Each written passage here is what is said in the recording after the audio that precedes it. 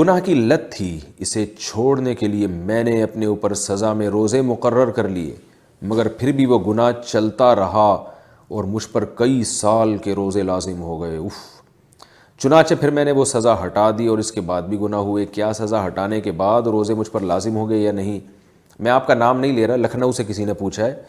نام اس لیے نہیں لے رہا کہ لوگ ہو سکتا ہے آپ کو لوگ جانتے ہوں تو خام خواہ میں آپ کا راز فاش ہوگا، یا ہو سکتا ہے انہوں نے فرضی نام لکھا ہو۔ بہرحال دیکھیں، اگر گناہ کی لت تھی، اسے چھوڑنے کے لیے آپ نے اپنے پر روزے مقرر کیے تو وہ کیسے مقرر کیے؟ اگر دل میں نیت کی ہے تو کچھ نہیں ہوگا، اگر زبان سے یہ کہے تو اگر یہ الفاظ کہے تھے کہ اگر میں نے فلاں گناہ کیا تو میں اتنے روزے رکھوں گا، تو پھر اس صورت میں جب آپ گناہ کریں گے تو چاہیں تو آپ اتنے روزے رکھ لیں اور چاہیں تو آپ قسم کا کفارہ ادا کر لیں، 10 غریبوں کو 2 ٹائم کا کھانا کھلانا، اس کی طاقت نہ ہو تو وہ 3 روزے۔ تو یعنی یہ منت بھی ہے اور قسم بھی ہے، تو دونوں کا اختیار ہے آپ کو، چاہے تو منت پوری کر لیں، چاہے تو قسم کا کفارہ دے دیں۔ اور آپ نے یوں کہا تھا کہ میں نے اگر یہ گناہ کیا تو مجھ پر اتنے روزے، تو پھر جب گناہ کر کے آپ نے وہ روزے رکھ لیے تو دوبارہ گناہ کرنے سے مزید روزے لازم نہیں ہوں گے، نہ قسم کا کفارہ لازم ہوگا۔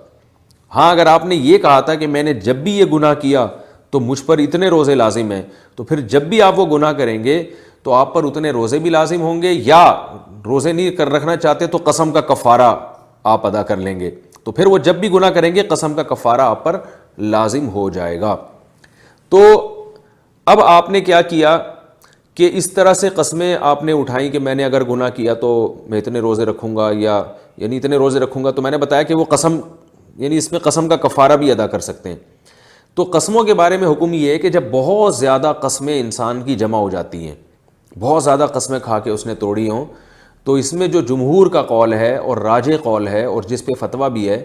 وہ یہی قول ہے کہ ساری قسموں کا کفارہ اس کو دینا پڑے گا۔ لیکن ایک قول یہ بھی ہے جس پر بعض علماء نے فتویٰ بھی دیا ہے کہ مجبوری میں یہ بھی جائز ہے کہ ایک کفارہ ادا کر لے تو ساری قسموں کی طرف سے کافی ہو جائے گا۔ یہ قول اگرچہ ضعیف ہے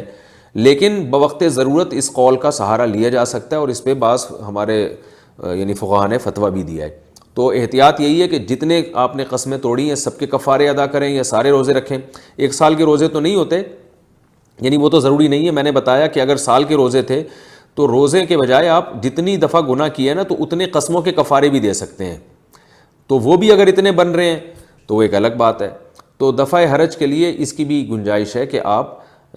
تمام قسموں کی طرف سے ایک کفارہ ادا کر لیں۔ یہ قول اگرچہ ضعیف ہے لیکن بہرحال اس کی بھی گنجائش ہے اگر کسی کے ذمہ بہت زیادہ قسمیں جمع ہو گئی ہوں۔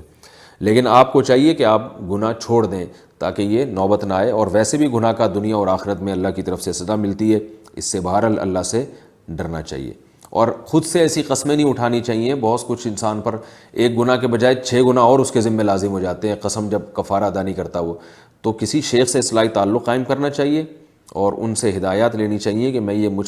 گناہ کرتا ہوں، یہ کیسے چھوڑوں میں۔ اور اگر کوئی سزا اپنے آپ کو دینی ہے تو قسم کھا کے لازم نہ کریں اپنے اوپر،